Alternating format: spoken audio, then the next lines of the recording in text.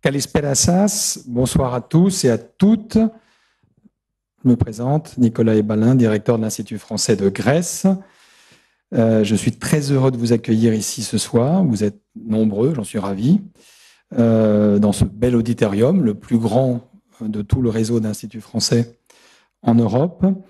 Et je suis aussi heureux parce que ça veut dire qu'on reprend une activité à peu près normale. De nouveau, nous pouvons organiser des conférences, des événements en présentiel. Mais je salue aussi ceux qui nous suivent derrière leurs écrans et qui seront, j'espère, également très nombreux. Je vous accueille pour ce premier événement du cycle du débat d'idées pour cette année 2021. Nous avons aussi une grande ambition en matière de débat d'idées l'année prochaine à l'occasion de la présidence française de l'Union européenne. Donc nous essaierons de traiter un certain nombre de sujets européens d'intérêt commun entre Français et Grecs, et notamment de la question de l'Europe spatiale. Nous avons eu en ligne au mois d'avril dernier une conférence de la prix Nobel d'économie Esther Duflo, et donc nous sommes heureux d'accueillir ce soir, futur prix Nobel peut-être. Il n'y a pas de prix Nobel d'astronomie, je crois pas. Bon, c'est dommage. David Elbaz, dont le livre « À la recherche de l'univers invisible, matière noire, énergie noire, trou noir », Mavro en grec, on dit pour noir, vient d'être publié en traduction grecque avec l'aide des presses universitaires de Crète, que je remercie chaleureusement pour la co-organisation de cet événement. David Elbaz, je vous présente en quelques mots. Ça va être bref, peut-être, et sans doute lacunaire. Vous êtes astrophysicien, directeur scientifique du département d'astrophysique du Commissariat à l'énergie atomique en France, conseiller scientifique auprès de l'Agence spatiale européenne pour la sélection de ses futures missions spatiales. Donc Thomas Pesquet vous doit beaucoup. Hein. Non, c'est pas vous qui choisissez les astronautes. Bon. Et vous êtes membre également du comité d'évaluation sur la recherche et l'exploration spatiale pour le Centre national d'études spatiales. Vous avez derrière vous de très nombreux travaux scientifiques qui portent sur l'histoire de l'univers, la naissance des étoiles et des galaxies, et plusieurs de ces ouvrages ont été primés, entre autres, par l'Académie des sciences, notamment le prix Jaffé en 2017, et par la Société américaine d'astronomie, le prix Chrétien en l'an 2000.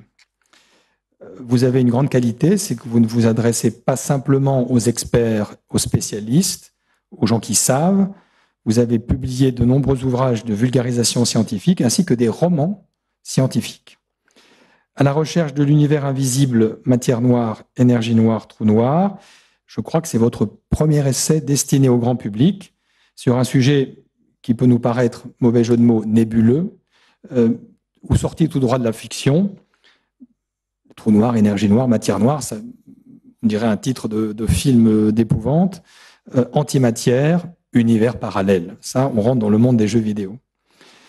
La science est en plein bouleversement, elle l'a toujours été sans doute, mais depuis la fin des années 90, nous savons que l'expansion de l'univers s'accélère.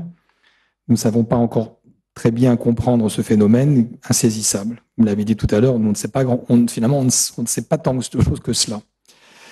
Si les trous noirs ont fait beaucoup parler d'eux en étant un des grands sujets d'étude de l'astronome britannique Stephen Hawking, vous, David Elbaz, vous nous offrez un état des lieux accessible et compréhensible sur les enjeux de ces mystères qui nous dépassent pour le moment. Existe-t-il des illusions qui nous empêcheraient de décrypter le cosmos ? Manque-t-il vraiment de la matière ? Nos observations sont-elles fautives ? Voyons-nous en 3 dimensions un univers holographique ?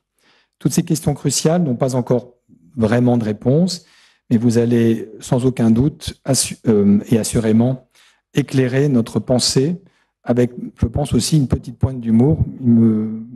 Quelques contacts que j'avais, il me semble que vous n'en êtes pas dépourvu. Monsieur Vassilis Armandaris, qui est professeur d'astrophysique au sein du département de l'Université de Crète, directeur de l'Institut d'astrophysique de Forte, je ne sais pas si je le prononce bien, ainsi que de l'observateur de Skinakas. Vous êtes un collègue et un ami de David Elbaz. depuis de nombreuses années et vous allez nous faire l'honneur d'être ce soir le modérateur. Cette conférence sera ensuite, vous relayerez également les questions du public, notamment du public en ligne, qui est invité à les poser depuis l'endroit où il nous regarde. J'invite le public présent à cette conférence, à l'issue de cet événement, à une séance de vente et de dédicace du livre de David Elbaz, traduit en grec, à la recherche de l'univers invisible, qui aura lieu donc juste à la sortie de l'auditorium auprès de nos partenaires des presses universitaires de Crète. Et j'ajouterai que je serai un de vos auditeurs les plus attentifs parce que j'ai tout à apprendre sur le sujet que vous allez aborder et qui me paraît passionnant. Et qui est passionnant. Je vous souhaite tous une excellente conférence et un voyage inoubliable aux confins de l'univers. C'est à votre tour.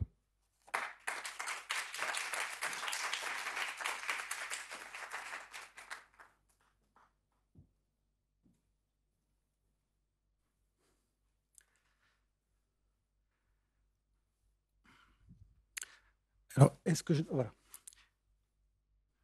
Juste une chose, je ne vois pas l'écran. Est-ce que je dois faire quelque chose? Non, je ne vois pas les transparents.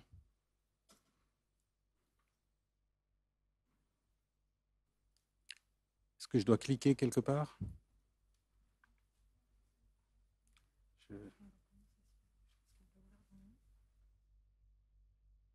Ah voilà, c'est bon, c'est bon.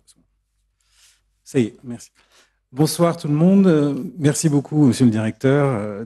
Je suis vraiment honoré d'être ici, dans cette magnifique salle. C'est un vrai plaisir.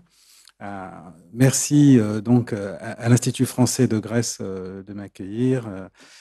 Merci Eleni, merci Mohamed, Monia. Merci aussi aux presses universitaires de Crète qui m'ont fait l'honneur de traduire ce livre. Et c'est pour moi vraiment un honneur parce que j'apprécie beaucoup la Grèce. Je viens régulièrement ici, j'ai des collaborateurs. Et c'est difficile de ne pas toujours penser au fait qu'on doit beaucoup à l'origine de la pensée rationnelle qui vient de la Grèce. Et c'est vraiment pour nous le point commun de tous les scientifiques partout sur la planète. Alors, la présentation que je vais faire aujourd'hui est un peu particulière. D'habitude, en tant que scientifique, on vient parler de ce qu'on sait. Et là, je me sens un peu dans la peau d'un arnaqueur qui va vous parler de ce qu'il ne sait pas. Et donc, il y a peut-être un aspect troublant dans ça, surtout à l'époque actuelle, parce que aujourd'hui, je vous défie de trouver une question qui n'ait pas au moins une réponse sur Google. La quasi-totalité... Alors, par contre, je n'arrive pas à faire passer... Tac.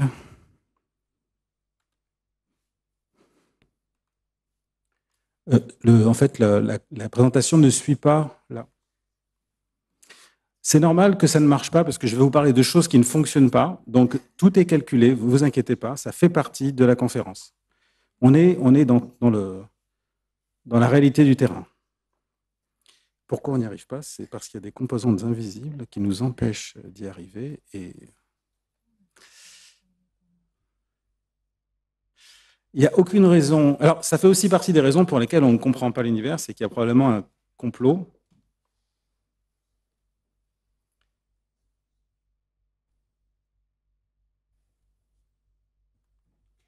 Merci beaucoup. Alors voilà, il y a peu de questions auxquelles Google n'a pas de réponse.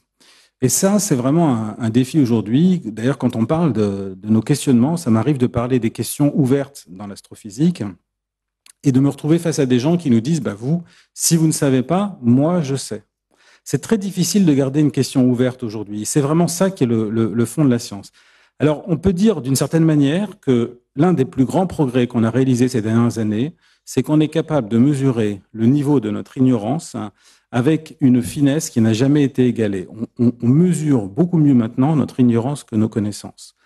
Cet après-midi, avant de venir ici, je suis passé à l'Agora. Donc, quand vous voyez l'Agora, vous avez l'impression de voir un monument magnifique qui vous rappelle la vie du passé. En réalité, vous voyez des petits bouts de colonnes et tout le reste, c'est votre imagination qui le crée. En réalité, quand vous voyez ces petits bouts de colonnes, vous imaginez tout un monde avec des gens qui vivent là-bas, etc. C'est exactement la même chose qui se passe pour les astrophysiciens. On a accès à un tout petit bout de l'univers, une partie visible, et on essaye de déduire tout le reste. Et dans un premier temps, on est parti à la recherche de ce qu'on appelle l'univers invisible, qui n'est pas visible à nos yeux. Et puis, dans un deuxième temps, on s'est rendu compte qu'il existait probablement une part encore plus profonde, inaccessible, qui est en train de remettre en question nos connaissances. Alors, je voudrais d'abord commencer par vous montrer ce que j'appelle l'invisible, en commençant par cette image qui date de 1919, qui a été réalisée par l'astrophotographe Ed Barnard. Et dans cette image, ce qu'il a vu, c'est un trou dans le ciel. Et il a dit, certaines de ces régions sont assurément des vides, des trous au milieu des étoiles. Mais l'éditeur du journal a dit, en fait, si c'était un trou, pourquoi ne verrions-nous pas les étoiles qui sont derrière, ou bien les étoiles qui sont devant? Ça ne peut pas être un trou. Et ce n'est que quand on a envoyé un satellite capable de voir dans l'invisible, c'est-à-dire de voir de la lumière que nos yeux ne peuvent pas capter dans l'infrarouge, qu'on s'est rendu compte que ce trou, en réalité, était rempli de gaz et de poussière, et qu'il était même le lieu où naissent les nouvelles générations d'étoiles. C'est un lieu de fécondité dans l'univers, et c'est même le lieu où les plus puissantes sources de lumière se cachent. Il y a un paradoxe dans le fait que dans les régions les plus obscures du ciel se cachent les plus puissantes sources de lumière. C'est un peu comme le yin-yang. Vous poussez le yin à son maximum, il devient yang. Vous allez dans la région la moins lumineuse, vous trouvez la source de lumière la plus puissante. Et c'est un peu le cas aussi avec les trous noirs, on en reparlera. Les trous noirs sont à l'origine des sources de lumière les plus puissantes. Donc ça, c'est une des formes d'invisible. Le visible, c'est un domaine de longueur d'onde que nos yeux peuvent voir, qui va du rouge au bleu, et nos yeux se sont adaptés à la lumière du soleil. Mais si nous regardons à des longueurs d'onde plus petites, comme l'infrarouge ou la radio, on voit ces nuages de poussière où naissent les étoiles. On peut voir les germes de toutes les structures et des galaxies dans l'univers, dans un univers très lointain, ce qu'on appelle le fond diffus cosmologique. On voit aussi des restes d'étoiles mortes qui rayonnent dans le domaine des ondes radio. Si on va maintenant dans le domaine des hautes énergies, aux petites longueurs d'onde, on va voir les étoiles les plus lumineuses dans l'ultraviolet. On va voir du plasma chauffé à plusieurs millions de degrés dans lequel baignent les galaxies. On va voir des étoiles qui produisent un rayonnement gamma très puissant avant d'exploser. Il existe tout un monde dans l'invisible. Et ce qui s'est passé dans l'histoire de l'astrophysique, c'est qu'à chaque fois qu'on a ouvert une nouvelle fenêtre sur une nouvelle longueur d'onde, on a découvert des objets dans l'univers dont on n'avait aucune idée de l'existence. Et puis est arrivé le jour où on a fait le tour de tout le spectre électromagnétique. On a fait les ondes radio, les ondes millimétriques, infrarouges, visibles, ultraviolets, les rayons X, les rayons gamma. Et quand on a fait tout ça, on s'est dit maintenant, on a une vision complète de l'univers. Et c'est là qu'on s'est rendu compte que tout ce qu'on voyait, c'était rien. C'était que la partie émergée de l'iceberg. Au moment où on pensait qu'on avait clos le problème est devenu bien plus important que ce qu'on croyait. Et la meilleure illustration que je puisse vous donner de ça, c'est une anecdote qui m'est arrivée en allant au boulot. Un jour où je marchais dans les bois, et je me promenais dans le bois je ne me promenais pas, j'allais au travail. C'est un travail astrophysicien. Je sais qu'on a du mal à croire. Même moi, quand je suis au bureau, j'ai peur que quelqu'un rentre et me dise « Dites donc, qu'est-ce que vous faites là? Sortez ». Parce que c'est vrai que ce n'est pas vraiment un métier classique. N'empêche que, je marchais dans un bois pour aller dans mon travail qui est d'étudier l'univers. Et à un moment donné, je lève la tête et je vois une feuille se détacher d'un arbre et descendre. La feuille s'est mise à descendre et elle s'est arrêtée en plein vol. Elle n'a pas oscillé, elle n'a pas vibré, elle s'est arrêtée net. Et pendant une fraction de seconde, j'ai eu l'impression que tout ce que je savais sur les lois de la physique était remis en question. Parce que si une simple feuille peut douter de la gravité, alors moi, je pouvais devenir pianiste professionnel. Je pouvais réaliser tous mes rêves. Pendant une fraction de seconde, tout devenait possible. Si une feuille peut résister à la gravité, moi, je peux tout faire. J'ai hésité à prendre le risque de changer d'orientation, de changer de perspective pour voir quelle pouvait être la cause de cet arrêt en plein vol de cette feuille. Quand je l'ai fait, j'ai vu le soleil réfléchi dans une toile d'araignée et j'ai alors compris qu'elle avait été arrêtée par cette toile. Ce qui a fait que j'ai eu du mal à imaginer ça, c'est que la feuille n'a pas oscillé sur la toile, elle s'est arrêtée net. Alors, ce qu'on voit là, c'est exactement ce qui se passe aujourd'hui quand on regarde l'univers. Nous voyons des feuilles qui tombent, des objets qui sont soumis à la gravité et qui défient la gravité. Et on en voit sous différents angles. Et depuis 90 ans qu'on commence à voir ces feuilles qui tombent et qui défient la gravité, on a essayé toutes les perspectives possibles, tous les angles possibles pour voir la toile d'araignée. Et jusqu'à présent, on ne l'a pas trouvée. Du coup, on commence à douter de nos lois. Alors, comment peut-on voir l'invisible dans l'univers? Quand vous voyez un voilier qui vogue sur l'eau, vous savez qu'il est poussé par le vent, même si vous ne voyez pas le vent. Vous voyez ces voiles qui sont gonflées et vous le voyez se déplacer à une certaine vitesse. Dans l'univers, les voiliers, c'est les galaxies. L'océan, qui peut avoir des courants, c'est l'espace. Selon Einstein, l'espace peut être déformé. L'espace emporte les voiliers comme un courant qui emporte les voiliers. Ça, c'est l'expansion de l'univers. Et puis, il y a une autre force, la gravité. C'est le vent qui pousse dans les voiles des voiliers. La gravité pousse les voiliers à se déplacer. Et ce qu'on voit, c'est que les voiliers se déplacent plus vite, beaucoup, beaucoup plus vite que le vent.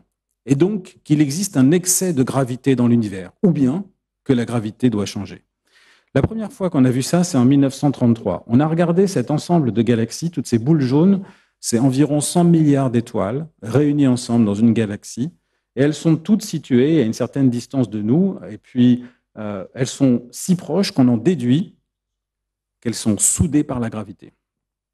Et ce qu'on a vu, c'est que ces galaxies se déplacent à près de 4 millions de kilomètres/heure. C'est tellement vite qu'à cette vitesse-là, elles auraient dû se séparer depuis longtemps. Si elles ne sont pas séparées, c'est qu'elles sont soudées par une force qui les maintient ensemble. Or, la matière que l'on peut voir ici ne permet d'expliquer qu'un sixième de la masse qu'il faut pour les souder ensemble. Ça veut dire qu'il y a beaucoup plus de gravité que ce qu'on pensait. Ça a été vu en 1933 par ce bonhomme qui est dessiné ici, qui s'appelle Fritz Zwicky, et qui faisait peur un peu à ses collègues parce qu'il les appelait des enfoirés sphériques ou des abrutis sphériques, spherical bastards en anglais. Et quand on lui demandait pourquoi vous traitez vos collègues d'abrutis sphériques, il disait parce que quel que soit l'angle sous lequel on les regarde, ils sont tout aussi abrutis. Alors, donc, l'univers contiendrait 6 fois plus de matière noire que de matière normale. Est-ce que c'est vrai? Est-ce que c'est faux? Quand on regarde maintenant les étoiles dans une galaxie, voilà le parcours des étoiles, elles tournent autour d'une galaxie, et voici la vitesse maximale à laquelle elles peuvent tourner. C'est ce qui est dessiné ici avec cette petite flèche avec des pointillés. Si les étoiles allaient plus vite que ce qui est dessiné par cette flèche, elles devraient partir. Et voici le mouvement réel des étoiles. Elles vont beaucoup plus vite. Ça veut dire que les étoiles ont assez de vitesse pour quitter la galaxie qui devrait se disloquer. Elle ne le fait pas. C'est donc qu'il y a plus de masse que ce qu'on pensait. Combien? 6 fois plus. Alors vous allez me dire, mais c'est peut-être parce qu'on se trompe sur la compréhension de la gravité. Chez Newton, la raison pour laquelle la Lune tourne autour de la Terre, c'est à cause de la gravité. Mais il y a quelque chose de magique dans la gravité vue par Newton. Comment la Lune sait-elle que la Terre est ici? Il n'y a rien entre les deux. Dans la vision de Newton, il y a une action à distance de la Terre sur la Lune qui s'apparente à de la magie. C'est comme de la télékinésie. Newton lui-même était dérangé par cette idée-là, et toute sa vie, il a cherché à comprendre ce qui se passait. Et il a fini par dire que ça doit être le grand horloger, une sorte d'horloger géant qui faisait que les planètes tournaient comme les aiguilles d'une horloge. Donc il pensait que c'était la main de Dieu. Et le mystère de l'attraction à distance de la Terre sur la Lune a été résolu par Einstein qui a dit, en tirant la langue, que la raison pour laquelle la Lune ressent la présence de la Terre, c'est parce que là où elle se trouve, l'espace qui est élastique est plié. Et la Lune glisse dessus comme si elle roulait sur un toboggan. Et donc, à l'endroit où se trouve la Lune, l'espace est différent. Et c'est pour ça qu'elle tourne autour de la Terre. Et donc, il n'y a plus d'action à distance, il n'y a plus cette magie-là. Il y a une autre forme de magie, c'est que l'espace, maintenant, est doté d'une propriété. Il est élastique. Alors, vous allez me dire, si l'espace est déformé, on devrait voir des images déformées puisque la lumière traverse l'espace. Alors, regardez cet autre amas de galaxies. C'est une mégalopole dans l'univers, un ensemble de ces navires que sont les galaxies. Et regardez cet objet-là. Si je zoome dessus, c'est un espèce de serpent cosmique énorme qui est une seule galaxie, un ensemble d'étoiles, totalement déformé par l'espace qui a été déformé par la matière. Et quand on regarde la forme de ce serpent, on peut voir à quel point l'espace a été déformé. Il est déformé 6 fois plus que ce que la matière qu'on observe peut faire. Et donc, ça confirme l'idée qu'il doit exister une forme de matière invisible qu'on appelle de la matière noire. Alors, les scientifiques sont partis en quête de la matière noire. Ils se sont dit qu'il doit exister une forme de matière qui ne fait pas de lumière et qui fait de la masse, qui fait de la gravité dans l'univers. C'était presque classique comme problème jusqu'à la fin des années 90. À la fin des années 90, un scientifique est allé à Hawaï faire des observations avec le télescope du Keck. Un riche millionnaire américain a fait un legs d'une certaine somme d'argent aux astrophysiciens pour qu'ils construisent un télescope, le plus grand télescope du monde avec un miroir de 10 mètres. Mais il avait donné trop d'argent. Alors, ils en ont construit 2. Un astrophysicien n'est jamais démuni. Il a toujours des idées. Donnez-lui beaucoup d'argent, il aura beaucoup d'idées. Adam Rees a eu une autre idée. Il s'est dit, Hawaï, ce n'est pas uniquement le lieu où il y a des télescopes. Hawaï, c'est aussi le lieu où il y a une belle plage. Donc, suivez-moi bien, Adam Rees a dit à sa femme, qu'il venait d'épouser, nous allons partir en voyage de noces, devine où, à Hawaï. Parce que Adam Rees n'est pas bête. Il a combiné les deux. Il n'a eu qu'à payer un billet d'avion. L'hôtel, quand vous êtes aux États-Unis, vous payez pour une personne, pouvait être à 2. Je sais, je l'ai fait. Et une fois qu'il était sur place, il a dit à sa femme, je fais mes observations. Après, j'ai réservé le resto à 20h. Aux États-Unis, c'est tard, mais bon. Et on va manger, et c'est le voyage de noces. Sur ce, avant d'aller dîner, il regarde ces images où il regardait des explosions d'étoiles. Les explosions d'étoiles font toujours la même quantité de lumière. Grâce à ça, on peut arpenter l'univers. Si par exemple quelqu'un a une lampe torche et la pointe vers vous, s'il est près de vous, il y aura beaucoup de lumière, et s'il est loin de vous, elle sera plus faible. Grâce à cette technique, on peut mesurer les distances dans l'univers. Et la lampe torche, c'est l'explosion d'une étoile. Adam Rees utilise des explosions d'étoiles pour mesurer les distances, et là, il voit que sa lampe torche, sa supernova, est 30% plus faible que ce qu'elle devrait être. Si elle est plus faible, c'est qu'elle est plus loin. Si elle est plus loin, c'est que l'univers a grandi plus que ce qu'il aurait dû grandir. Et donc, qu'il s'étend plus vite. Il en déduit que l'univers est en train d'accélérer son expansion. Ça veut dire qu'il est en train de vivre une nouvelle explosion. Depuis 6,5 milliards d'années, il a commencé à accélérer. C'est un nouveau Big Bang. Imaginez, sa femme l'attend. Elle est habillée. Il est devant son ordinateur. Elle lui dit, nous avons 10 minutes, le resto est à 15 minutes, on est en retard, c'est mon voyage de noces. Et lui découvre à son ordinateur qu'il vient de voir qu'il y avait un nouveau Big Bang. Vous voyez un peu le... Et il connaît ses collègues. Il sait que ce sont des abrutis sphériques. D'accord? Et donc, il se dit, comment je vais leur dire la nouvelle? Et voici ce qu'il leur écrit. Quand vous lirez ce qui va suivre, ne croyez pas ce que votre cœur et votre raison voient, mais ce que vos yeux voient. C'est-à-dire, chers collègues, j'ai confiance en vous, enfin, il y a une limite. Je ne vous demande pas de réfléchir, je ne vous demande pas de regarder avec vos sentiments, mais juste avec vos yeux, parce que ce que vous allez voir, c'est troublant, c'est révolutionnaire. Ce qu'il a vu, c'est tellement dingue qu'on a du mal à l'imaginer aujourd'hui. Et pour vous l'expliquer, je vais vous le montrer avec un simple ballon de football. Vous avez un ballon de football, vous shootez dedans, le ballon part, il monte dans le ciel et il retombe. D'accord ? Le joueur de football, c'est le Big Bang. Le Big Bang a shooté dans des ballons, c'est les galaxies. Les galaxies sont parties, et puis comme elles s'attirent toutes par la gravité, elles ont ralenti. Ça marche, on a pu le voir en regardant la lumière des supernovae. Sauf que ce qu'a vu Adam Rees au moment de son voyage de noces, c'est ça. Le ballon, le joueur qui shoot, le ballon qui monte, qui ralentit et qui repart. Au moment où il a vu que la supernova était un peu plus loin que prévu, c'était analogue à un ballon de football qui repart, les galaxies qui se mettent à accélérer, une explosion en direct. Et ça veut dire qu'il y a un petit moteur qui pousse le ballon. Ça veut dire qu'il y a une autre force qui agit, c'est ce qu'on a appelé l'énergie noire. Et nous retrouvons face à une étrange coïncidence. Les étoiles vont trop vite dans les galaxies sur des milliers d'années-lumière. Les galaxies vont trop vite dans les amas de galaxies sur des millions d'années-lumière. L'expansion de l'univers va trop vite sur des milliards d'années-lumière. Alors là, ça me rappelle une histoire. C'est un type qui va chez le docteur et qui lui dit « Docteur, j'ai mal partout. » « Docteur, j'ai mal partout. J'ai mal au nez, mais alors à un point. Là, au nez, là, qu'est-ce que j'ai mal? Et puis j'ai mal au poignet. Là, j'ai une douleur au poignet, vous ne pouvez même pas imaginer. Et là, au genou, là, qu'est-ce que j'ai mal au genou? Et j'ai mal dans le cou. » Alors à ce moment-là, le docteur lui dit « C'est bon, j'ai compris. » Il écrit quelque chose. Et le patient dit « Mais qu'est-ce que j'ai, docteur ?»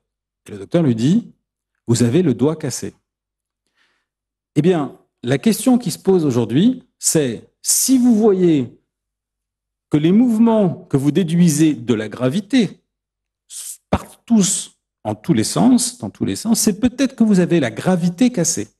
Et là, les scientifiques commencent à se dire que là, il est peut-être temps de remettre en question notre connaissance. En d'autres termes, aujourd'hui, quand on fait le bilan, c'est un peu comme ce chêne ici où on voit que les feuilles, qui est la partie visible, c'est la matière normale, qui fait 5% du contenu de l'univers. Les branches, ça fait 27%, et le tronc, ça fait 68%. Les branches nourrissent les feuilles, et effectivement, on pense que la matière noire est à l'origine de la naissance des galaxies. Le tronc grandit, et effectivement, on pense que c'est l'énergie noire qui provoque l'expansion de l'univers. Mais ce qu'on mesure essentiellement, c'est qu'on a une connaissance de 5% et une ignorance de 95%. Donc voilà l'avancée majeure qu'on a fait en astrophysique. Nous savons quantifier notre ignorance, ce que Nicolas de Cuse appelait de la docte-ignorance. Petit commentaire, quelle différence y a-t-il entre un scientifique et quelqu'un qui publie des fake news, par exemple, ou un complotiste? C'est que le scientifique considère l'ignorance comme une forme de connaissance. Le contraire de la connaissance, ce n'est pas l'ignorance, c'est la certitude. Quand vous avez quelqu'un qui est sûr et certain de ce qu'il pense, alors il n'est plus dans la connaissance. Un scientifique, il est toujours en train de douter. Parfois, certains en profitent. Et c'est ce que je suis en train de faire. Je vous montre notre fragilité. Mais c'est ça la véritable forme de connaissance. C'est de savoir quand est-ce qu'on se trompe. Quand on ne sait pas. Plutôt quand est-ce qu'on ne sait pas. Alors, John Wheeler, qui a découvert, qui a donné le nom des trous noirs, a dit un jour « Le monde est un endroit fou. Et la façon dont il est organisé est assez folle. Alors nous devons être fous si nous voulons le comprendre. » Donc à partir de maintenant, je vais vous proposer de rentrer dans la deuxième partie de la présentation. Et ceux qui veulent rester sains de corps et d'esprit, peut-être vous devez quitter la salle, parce que là, on va rentrer dans un monde de fous. Alors, la question qu'on va se poser, c'est est-ce que l'univers est vrai ou est-ce que c'est une illusion? Et pour ça, on va utiliser 5 catégories d'illusions. L'illusion du premier type. Vous avez un ami. Cet ami, vous jouez au tennis avec lui tous les dimanches. Il joue bien, il joue comme vous, etc. Après, vous allez prendre un pot, c'est super sympa. Dimanche dernier, il n'a pas répondu à vos appels. Mercredi, vous étiez censé aller au resto, il ne vient pas. Là, vous commencez à vous dire, ça y est, mon ami a changé, c'est plus mon ami, d'accord? En fait, ce que vous ne savez pas, c'est qu'il vient de rencontrer une jeune femme et que cette partie cachée que vous ne connaissez pas, il ne vous en a pas parlé parce qu'il n'est pas encore sûr que cette relation va être stable et tout ça. Et donc, en réalité, il n'a pas du tout changé, c'est toujours votre ami, c'est juste qu'il y a une partie invisible que vous n'avez pas vue. Ça, c'est l'illusion du premier type. Cette illusion, c'est vous croyez que la personne a changé, en réalité, c'est qu'il y a une partie invisible que vous ne voyez pas. C'est ce qui s'est passé quand on a regardé les mouvements de la planète Uranus qui tourne autour du Soleil. On a vu que Uranus avait un comportement qui n'était pas normal. Comme le copain qui n'est pas normal. Au lieu de venir au tennis, il n'est pas venu. Alors Uranus, elle ne va pas jouer au tennis, elle ne va pas au resto, elle tourne autour du Soleil. Mais elle tourne autour du Soleil en suivant une courbe qui se décale au cours du temps. Ça veut dire qu'elle est perturbée par quelque chose. Et donc vous vous dites, Uranus n'est pas comme les autres, c'est pas un bon copain, il ne suit pas la gravité comme tout le monde. Et en fait, c'est une illusion. C'est une illusion du fait qu'il y a une autre partie, une copine, Neptune, qu'on ne voit pas, qui est une forme de matière noire et qui influence le mouvement de Neptune. Donc l'illusion du premier type, c'est de croire que la loi de la gravité est fausse, qu'elle ne marche plus aux confins du système solaire, là où est Uranus, alors qu'en réalité, c'est parce qu'il y a une composante invisible. Alors, c'est ce qui se passe aujourd'hui quand on dit qu'il y a de la matière noire, on dit qu'il y a peut-être un acteur invisible. On est donc parti en quête de la matière noire. On est allé chercher cette matière invisible comme on est allé chercher Neptune. On a cherché ça dans des accélérateurs de particules, on n'a rien trouvé. On est allé mettre des détecteurs souterrains pour aller voir la matière noire avec une technique qui est ultra sophistiquée. Donc là, il va falloir vraiment suivre. Voici la technique.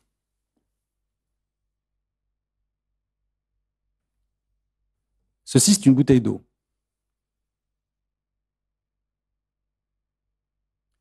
Ceci est un pied.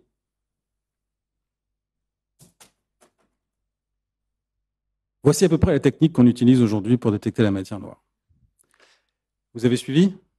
C'est assez difficile, hein. Il faut être docteur en astrophysique pour comprendre.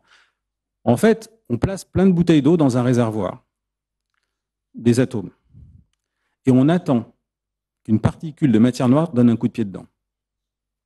Et on attend. Et on attend. Et on attend. Et s'il y en a une qui donne un coup de pied dedans, ça va tout faire vibrer, et on va le voir. Cette technique du coup de pied dans la bouteille d'eau, qui est une technique un peu rustique, bon, mais voilà. Pour l'instant, on n'a rien donné non plus. Donc, on n'a aucune trace de matière noire. Alors, les gens se demandent s'il n'y a pas une autre technique, ou s'il y a bien autre chose. Et alors, effectivement, il y a un autre type d'illusion. Votre copain, vous le voyez, vous allez déjeuner avec lui, c'était prévu, il est là comme prévu. Vous dites, c'est super. Vous lui racontez quelques blagues, il ne rigole pas. Et pourtant, c'est des blagues que vous appréciez beaucoup. Il ne rigole pas. C'est le pire affront. Et là, vous vous dites, il a une nouvelle copine. En réalité, non, c'est pas ça. En réalité, c'est que vos blagues sont trop cyniques et lui, il a changé. Il ne rigole plus des mêmes choses. Et donc là, effectivement, c'est une illusion du deuxième type. Vous pensez qu'il y a une composante invisible, mais en réalité, non, la personne a vraiment changé. Et c'est ce qui s'est passé avec la planète la planète Mercure. Adam Le Verrier, qui avait découvert la planète Neptune en regardant le mouvement d'Uranus, a fait la même chose avec la planète Mercure, et il s'est dit, elle a un comportement perturbé, comme l'autre, donc il doit y avoir une composante invisible. Il a donc baptisé cet astre invisible Vulcain. Il l'a cherché pendant toute sa vie, il ne l'a pas trouvé. C'est parce que cette fois, la planète avait un comportement différent, parce que tout près du Soleil, la loi de Newton ne fonctionne plus.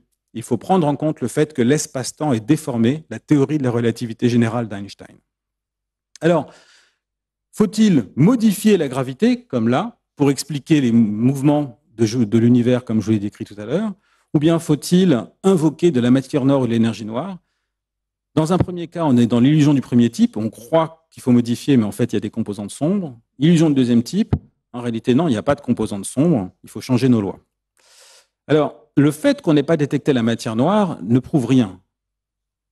Parce que quand on cherche la matière noire, aujourd'hui, on vise à un endroit très précis. On se dit, si la matière noire est de cette nature précise, on devrait la détecter de cette matière-là, en shootant dedans, par exemple.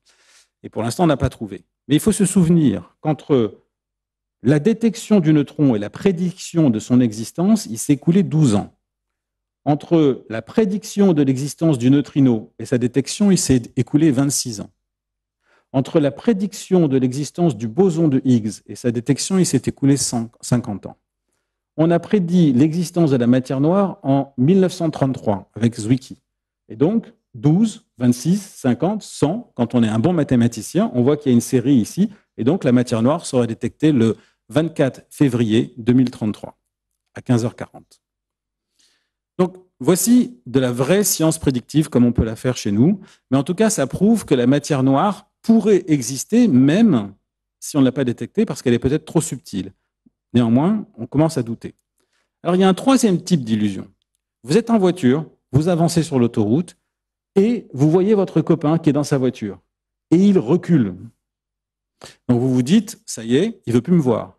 En réalité, c'est parce que vous allez tellement vite que vous croyez que l'autre recule. Une fois, j'étais à l'hôpital, je m'étais foulé la cheville et il y avait un type qui était dans le plâtre, complètement dans le plâtre. Il était arrivé à un accident pas possible. Je lui ai demandé, mais que vous est-il arrivé? Et cette personne m'a dit, mais arrivé un truc de dingue.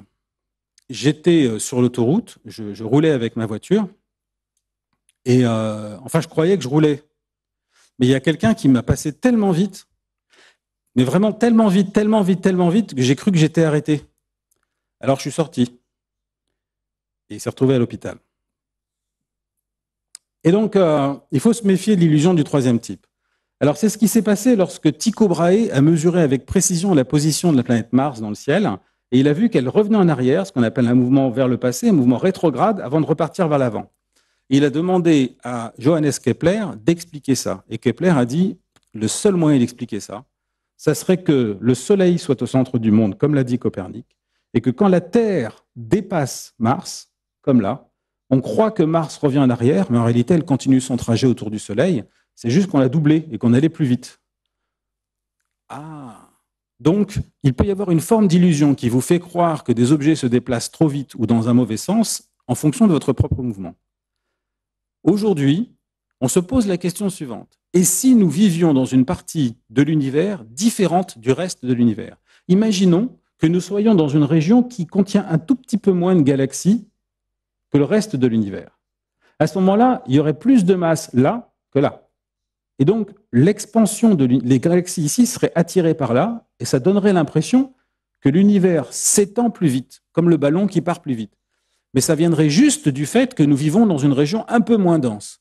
C'est ce qu'on appelle la Hubble Bubble, la bulle de Hubble, parce que Edwin Hubble est associé à la mesure de l'expansion de l'univers. C'est l'illusion du troisième type. Certains chercheurs ont mesuré la distribution des galaxies dans l'univers, certains de mes collègues à Hawaï justement, et ils ont vu qu'effectivement on habite dans une région sous-dense, un peu comme celle-ci. Et les gens débattent de ça et ils disent que ça peut-être, ça suffit, peut-être que ça ne suffit pas à expliquer ce qu'on observe.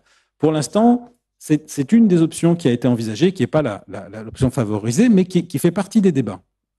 Ça voudrait dire que, contrairement à ce qu'on pensait, quand on a dit, après Copernic, que nous n'occupons pas une place particulière dans l'univers, il est possible que nous soyons victimes d'une illusion du troisième type et que la place que nous occupons dans l'univers soit responsable d'une forme d'illusion qui nous fait croire qu'il existe de l'énergie noire et que ce n'est pas le cas. Alors ça, ce sont les trois illusions classiques. Maintenant, il va se passer un autre niveau d'illusion, c'est au XXe siècle, Einstein pensait que l'univers était réduit à notre seule Voie lactée, et voici ce qu'il a constaté. Il a écrit ses équations, Einstein, les équations de la relativité générale, et ces équations n'avaient pas de solution. Première solution, ça a été trouvé par quelqu'un qui s'appelle Karl Schwarzschild, qui était artificier sur le front pendant la guerre contre la Russie, pour l'armée prusse.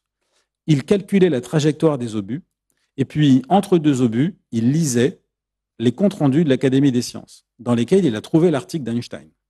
Et il trouve la réponse.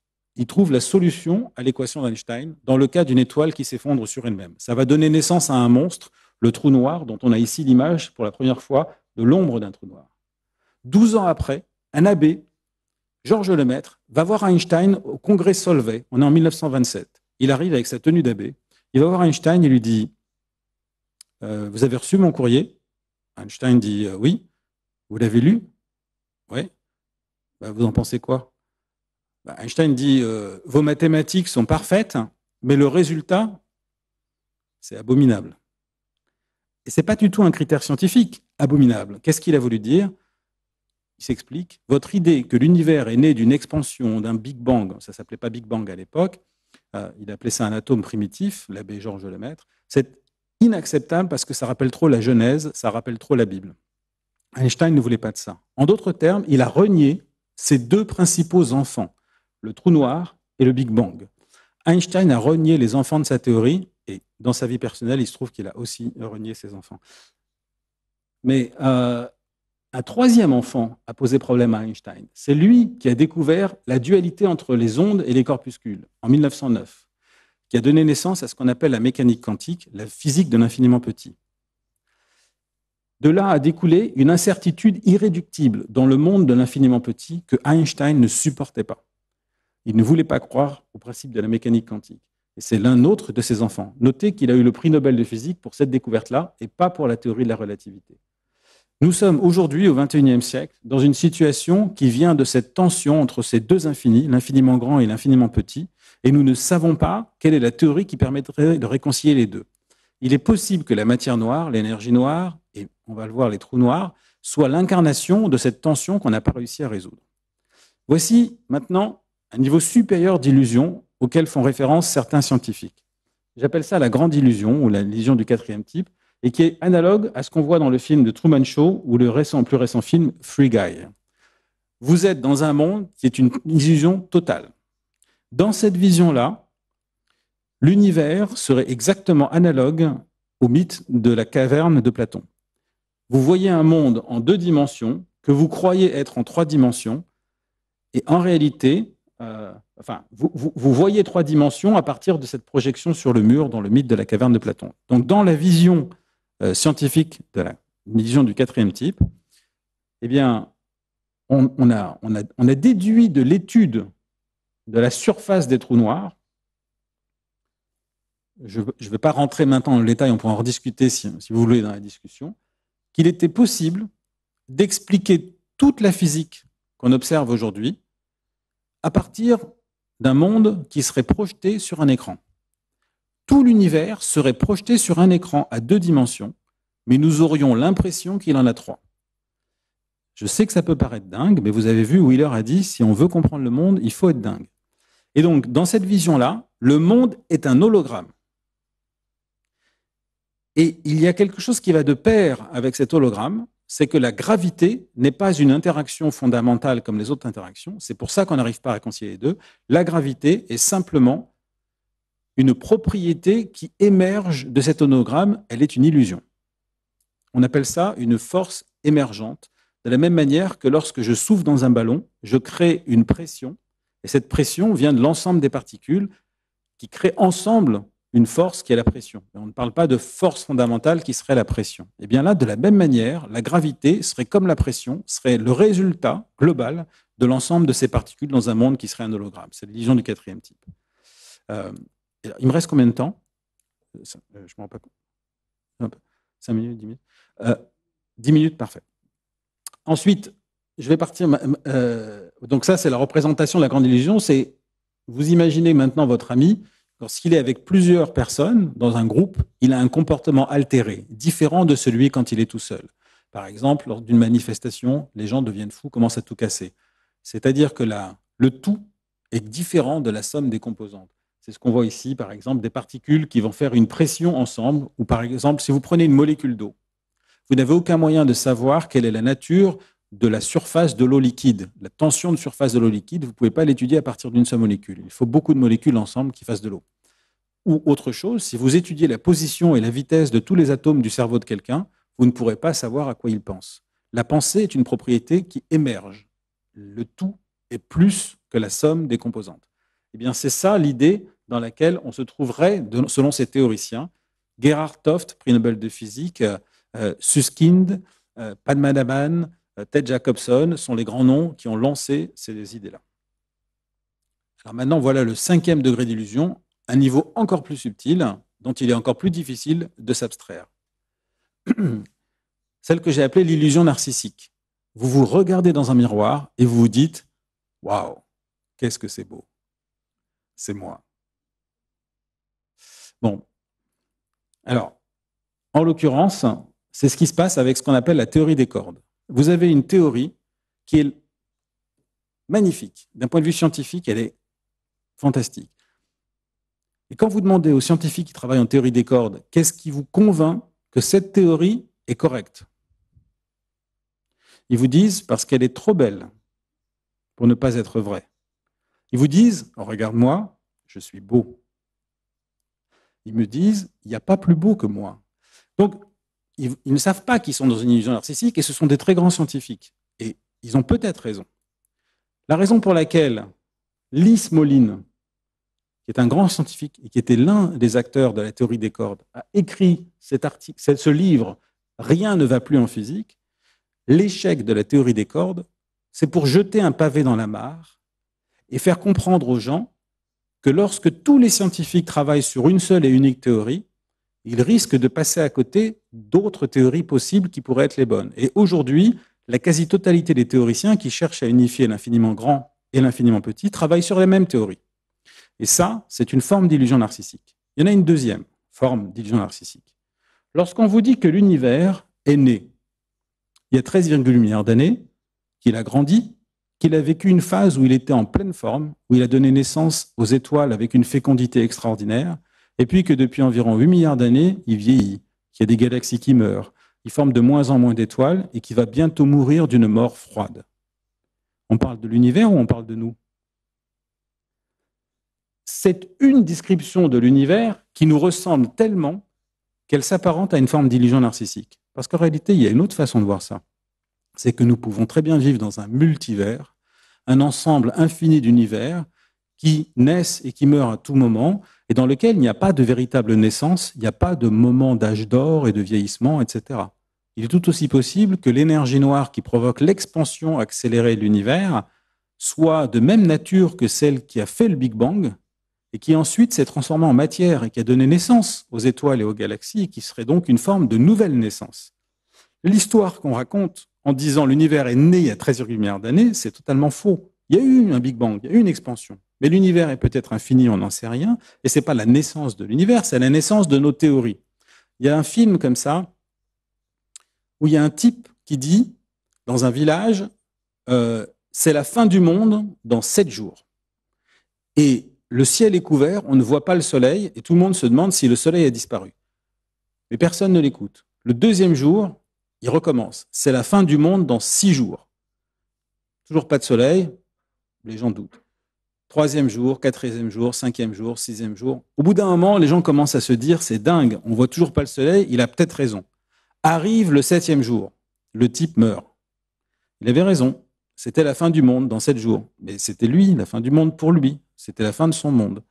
Aujourd'hui, quand on dit que c'est la fin de l'univers dans tant d'années, ça me gêne. Ça me gêne parce que 95% de l'univers est de nature dont on n'a aucune idée. Et qu'on utilise ça pour prédire l'avenir de l'univers et on vous explique que l'univers est né, qu'il va mourir et qu'il va vers plus de désordre et que c'est le chaos et peut-être que la pandémie ne fait qu'accélérer les choses et puis voilà, on est foutu. Ça, c'est une vision pessimiste négative de la science qui est incorrecte parce que l'histoire de l'univers, c'est une histoire de structure de plus en plus complexe qui se forme, qui engendre de la lumière et qui n'est pas du tout un monde qui va vers plus de désordre. Troisième raison de parler d'illusion narcissique, lorsque Copernic a dit que la Terre tournait autour du Soleil, et non l'inverse, on a pensé qu'on n'était plus au centre du monde. En réalité, quand vous regardez l'histoire de l'astronomie, on s'aperçoit qu'on n'a jamais, quasiment jamais quitté notre place au centre du monde. Aujourd'hui, nous sommes au centre d'un univers, la Terre, qui est défini par une sphère qu'on appelle l'horizon cosmologique, et qui est un horizon virtuel qui ressemble un peu à la surface d'une étoile, d'où on reçoit de la lumière et au-delà duquel on ne peut rien voir, mais on est au centre de cette sphère qu'on appelle l'univers observable. Et donc on est toujours au centre du monde. On n'a jamais quitté notre place au centre du monde. Fred Hoyle, dans une émission à la BBC en 1949, avait parlé des scientifiques comme étant des admirateurs du livre de la Genèse et que c'était pour ça qu'ils étaient fascinés par le Big Bang. Il était en désaccord avec cette idée-là, qu'il a lui-même nommé Big Bang, le grand plouf, en quelque sorte. Et il disait que l'univers ne pouvait pas avoir un début et une fin. Tout le monde s'est moqué de lui. En réalité, maintenant, la théorie d'un univers infini, avec des univers qui naîtraient un peu partout, ressemble énormément à la théorie de Fred Hoyle. Alors, l'univers, c'est une loupe qui nous permet de voir l'invisible, Et notre description de l'univers, il ne faut jamais l'oublier, elle parle de l'univers, mais de notre capacité actuelle de le comprendre, et donc elle parle aussi de nous et de notre histoire. Et cette histoire, elle est faite de grands changements de paradigme, c'est-à-dire d'une certaine façon de voir les choses. Et je voudrais conclure en vous disant que tous ces éléments-là sont extrêmement intéressants parce qu'ils semblent être des signes avant-coureurs d'un changement de paradigme majeur qui va se produire dans le futur. Et je voudrais vous parler d'une analogie avec ce qui s'est passé dans l'histoire. En 1900, au début, autour des années 1910-1915, quelqu'un a dit, Georges Braque a dit, pour se libérer de la perspective traditionnelle, pour ne plus avoir un point de vue unique, je suis conduit à donner vie à l'espace lui-même, à représenter l'objet tel qu'il est, non tel que je le vois. Et pour faire ça, Georges Braque a inventé, avec Picasso, le cubisme. Donc, dans l'art, il a donné forme à l'espace pour se libérer de la perspective d'un individu. Au même moment, Albert Einstein se pose la même question. Il se rend compte que l'univers dépend du point de vue de l'individu et il veut décrire l'univers en se libérant de la perspective d'un individu. Pour faire ça, il se rend compte qu'il faut qu'il donne vie à l'espace. Ils ont utilisé la même réponse à la même question au même moment. Lorsque Copernic dit « Si je change de perspective et que je mets le Soleil au centre du monde, Mars ne fait plus ses mouvements d'aller-retour, etc. Vous avez un monde qui devient harmonieux. » Eh bien, au même moment, à Florence, fleurissait l'art de la perspective qui montrait que si on avait adopté le bon point de vue, on rendait les choses harmonieuses et belles. Aujourd'hui, nous sommes face à une situation où on a une étrange coïncidence qui peut être un signe avant-coureur d'un nouveau changement de paradigme.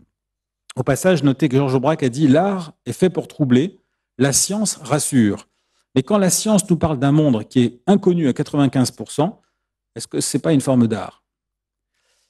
Alors là, vous avez ici, je ne sais pas si vous le voyez bouger, oui, c'est le chat dans Matrix, le film Matrix, où quand le héros voit ce chat, il dit « Je viens de voir passer un chat, ça fait 2 fois qu'il passe, il se secoue de la même manière, etc. » Les autres disent à côté « Non, alors là, c'est une étrange coïncidence, il y a un bug dans la matrice, on est dans une illusion. » Eh bien, il se passe exactement la même chose aujourd'hui. Nous avons des trous noirs, alors j'en ai peu dit, mais c'est en étudiant les trous noirs qu'on est arrivé à l'idée d'un univers à 2 dimensions, holographique. C'est en étudiant la surface des trous noirs, on pourra en discuter, mais je n'ai pas beaucoup de temps pour le dire. La matière noire et l'énergie noire sont qu'on étudie dans les 3 cas par la gravité, par l'influence qu'ils ont sur la matière. Et ces 3-là, c'est une étrange coïncidence qu'au moment où on étudie l'univers dans toutes les échelles, on n'arrive pas à comprendre ce qui se passe. Et ça rappelle le film Barton Fink, je ne sais pas si vous l'avez vu. C'est un auteur qui écrit une pièce de théâtre. Il est auteur à succès, il est invité à Hollywood pour écrire une pièce pour Hollywood, et il n'a plus d'inspiration. Il demande d'être dans un tout petit hôtel parce qu'il ne veut pas être influencé par le monde mondain. Et à côté de lui, et donc rien ne vient, il regarde le papier peint qui tombe, et à côté de lui, il y a un homme un peu bizarre qui lui dit « Est-ce que tu peux me garder cette boîte ?» Et puis, il lit dans le journal que quelqu'un a tué une femme, lui a coupé la tête, et on ne retrouve pas la tête. Mais la boîte a exactement la taille d'une tête. À partir de là, le mystère de cette boîte va faire que le héros va écrire sa pièce en une traite. En une nuit, il va réussir ce qu'il n'avait pas réussi avant. La matière noire, les trous noirs et l'énergie noire, pour nous, c'est cette boîte. Et nous n'avons pas du tout envie de trouver la réponse, parce que ça nourrit notre imagination. C'est peut-être pas pour ça qu'on ne la trouve pas, mais disons que voilà. Alors il y a une dernière, et je vais conclure là-dessus, il y a une dernière convergence, une dernière coïncidence entre différentes choses. Et vous savez, dans l'histoire des sciences, à chaque fois qu'il y a eu d'étranges coïncidences, il y a eu un changement de paradigme. Par exemple, lorsque Einstein a vu qu'il y avait une coïncidence entre le fait de tomber, la gravité, et puis le fait d'être l'accélération. Par exemple, si vous êtes dans un ascenseur, vous ne voyez rien, l'ascenseur monte et accélère. Vous allez être poussé vers le bas, Et vous allez ressentir quelque chose qui est analogue à la gravité, qui fait que vous êtes ici attiré vers le bas. Si vous étiez dans une fusée dans l'espace, loin de la Terre, qui accélère, vous seriez attiré vers le bas comme si vous étiez sur Terre. Et donc, Einstein se dit, cette étrange coïncidence, ça ne peut pas être juste une coïncidence. La gravité, c'est comme une accélération. Et puis, il en déduit sa théorie. Il y a plusieurs cas comme ça de coïncidences qui ont conduit à des changements de paradigme. Aujourd'hui, on a cette étrange coïncidence entre les vitesses un peu partout dans l'univers, dont on est nombreux à penser qu'on va devoir changer nos théories dans pas longtemps. Parce que si la matière noire existe, il faudra une théorie pour l'expliquer. Et si elle n'existe pas, c'est encore pire, il faudra une théorie pour expliquer pourquoi elle n'est pas là et pourquoi tout se comporte comme ça. Pareil pour l'énergie noire. Mais en même temps, comme je le montrais pour Georges Braque et Einstein, j'ai tendance à penser que ce qui se passe pour la science est aussi un indicateur de ce qui se passe pour l'humanité et notre civilisation. Il y a une autre étrange coïncidence. J'espère que vous me pardonnerez de faire cette analogie. Aujourd'hui, nous vivons des problèmes planétaires à l'échelle de l'ensemble de la planète. On appelle ça le réchauffement climatique, la pandémie, l'épuisement des réserves naturelles, la chute de la biodiversité, la pollution. Au moment où nous vivons ce problème planétaire qui dépasse ce qu'on peut faire en tant qu'individu ou en tant que pays, pour la première fois, les Nations Unies prédisent une stabilisation de la population mondiale dans quelques décennies autour de 10 milliards. Quand un être vivant atteint sa taille stable adulte, c'est le moment où il devient responsable et où il peut agir en tant qu'adulte. L'humanité jusqu'à présent était en croissance comme un enfant. Nous sommes en train d'arriver à un stade adulte. Au moment où, en tant qu'humanité, nous avons un problème qui concerne l'ensemble de l'humanité, et cela se passe au moment où, pour la première fois, nous disposons avec Internet d'un moyen de communication planétaire instantané. J'ai la naïveté de penser que le fait que ces trois choses-là arrivent en même temps, c'est un indicateur avant-coureur d'un nécessaire changement de paradigme aussi dans nos sociétés, parce qu'on ne peut plus vivre de la manière dans laquelle on vivait, ne serait-ce que par l'épuisement des ressources naturelles. Et que donc, on est là en train de voir un changement de paradigme qui se passe dans notre société en même temps qu'en science. Et peut-être qu'on devrait regarder les problèmes auxquels on est confronté aujourd'hui avec une vision un peu plus optimiste et pas uniquement inhibitrice et angoissée, parce qu'il y a aujourd'hui une angoisse fondamentale liée au réchauffement climatique, en se disant qu'on est en train de vivre un moment important avec un défi, pas facile, qui concerne l'humanité. Et donc, où peut-être qu'il faudra arriver à trouver des réponses qui dépassent l'échelle d'un pays. Et c'est peut-être pas une si mauvaise chose que ce défi nous arrive aujourd'hui. Voilà, merci. Et je suis ouvert à vos questions.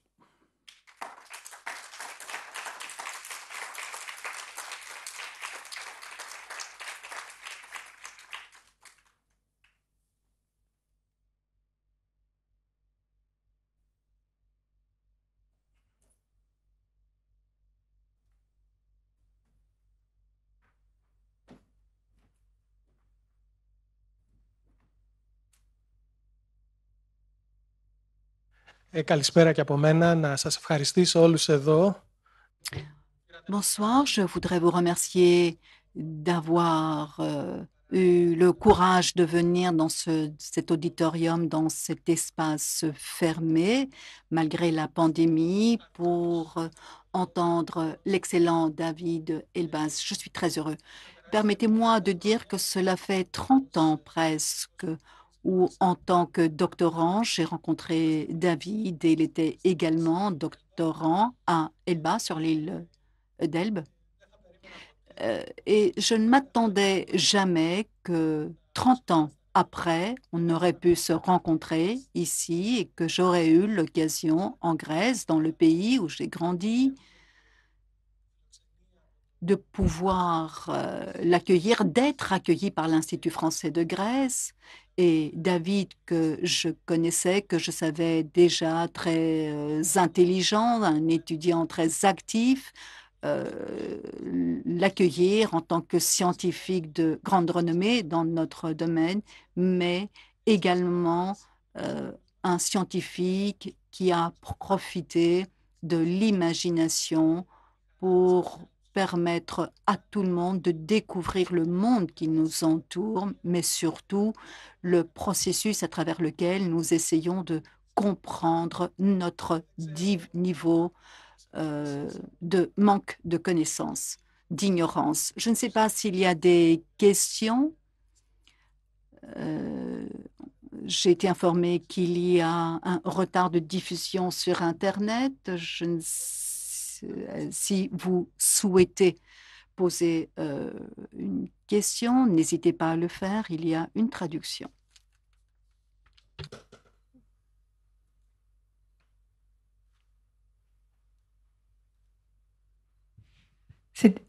Είναι μια ερώτηση από το διαδίκτυο. Une question en grec qui nous vient d'Internet. Est-ce que vous pouvez nous dire où se trouve la recherche sur les deux théories d'ingénierie quantique? Quelle théorie pensez-vous qu'elle est la plus prometteuse?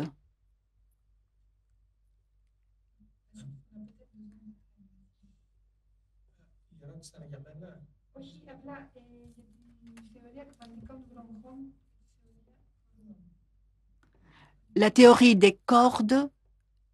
La théorie des cordes et la théorie de la gravitation quantique à boucle. Exactement. Merci. Donc, l'auditeur pose la question de savoir, il y a deux grandes théories aujourd'hui qui essayent d'unifier les deux infinis, d'unifier la mécanique quantique et la théorie de la relativité générale, la théorie des cordes et la théorie de la gravitation quantique à boucle.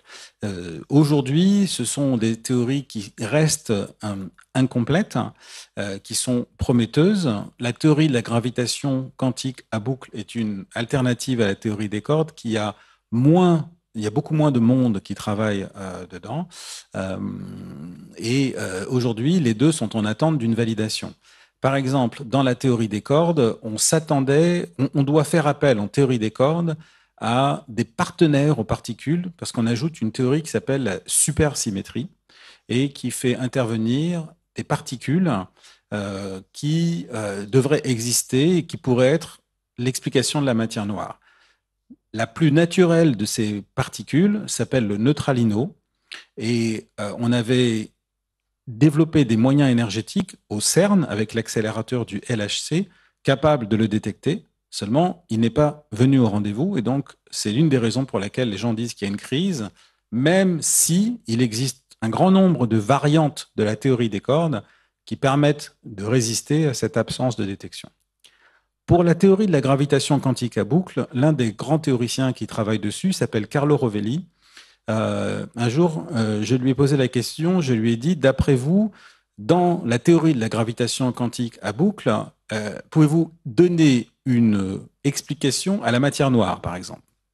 Et il m'a dit, non, la matière noire ne sort pas de ma théorie, je n'ai pas, à partir de cette théorie-là, d'explication de la matière noire. Mais personnellement, je n'aime pas l'idée de faire appel à une autre forme de matière. Je préférerais que la matière noire soit faite de petits trous noirs. Et donc, il est tout à fait possible que la matière noire soit faite de trous noirs, puisqu'il ne rayonne pas, en théorie, de lumière, en tout cas pas de façon très visible. Mais là, je lui ai dit, d'après l'article de Stephen Hawking qui s'appelle Black Holes Explosions, les trous noirs explosent, ils s'évaporent et ils finissent par exploser à la fin. Si la matière noire était faite de petits trous noirs, on devrait les voir exploser. Et là, il m'a répondu, eh bien, c'est peut-être ce qu'on est en train de voir, parce qu'on observe des explosions dans l'univers qu'on appelle des fast radio bursts, des bouffées de rayons radio qu'on ne comprend pas. Et donc, on cherche l'explication de ça, et il dit, c'est peut-être des trous noirs qui explosent. Alors, depuis, on a découvert des fast radio bursts qui répètent, on appelle ça des repeaters, parce qu'on est poétique, et qui ne pourraient pas être consistants avec cette idée des trous noirs qui explosent. Donc, aujourd'hui, ce que je dirais, c'est que ces deux théories ne donnent pas une explication facile et naturelle à la matière noire et à l'énergie noire dont je parlais tout à l'heure. Par contre, elles permettent de résoudre un problème qui est que lorsque vous allez au cœur d'un trou noir, l'énergie devient infinie. Ce que dit la théorie des cordes, c'est que vous ne pouvez pas aller infiniment petit au centre du trou noir, puisque rien n'est infiniment petit, vous avez une extension qui est une corde. Et ce que dit la gravitation quantique à boucle, c'est que si vous allez vers un centre d'un trou noir, vous allez rebondir et vous pouvez ressortir dans un autre univers, etc.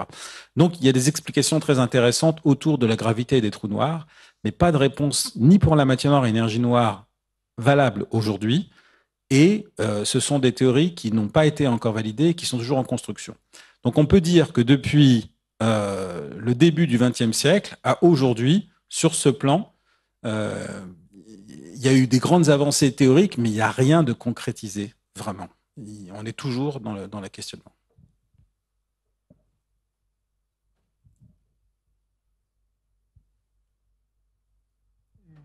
Αν δεν υπάρχει κάποια ερώτηση, ίσως να κάνω εγώ. Si vous n'avez pas de questions, je vais en poser une. Dans votre présentation, mais dans votre livre également, vous dites que l'approche positive fait que nous faisons des remarques, nous observons certains phénomènes dans l'univers et à partir de ces observations, nous développons une théorie qui nous permet d'anticiper, de prévoir et si la théorie est correcte, nous devons pouvoir la confirmer. Mais petit à petit, plus l'exactitude de notre ignorance se développe, il est difficile de confirmer ces prévisions. Est-il facile de poursuivre la recherche dans ce domaine au lieu de laisser la physique et d'aborder des questions qui sont plutôt de nature philosophique, comme l'illusion du cinquième type, et moins un mode de pensée pratique? Est-ce qu'il y aurait un risque dans cela?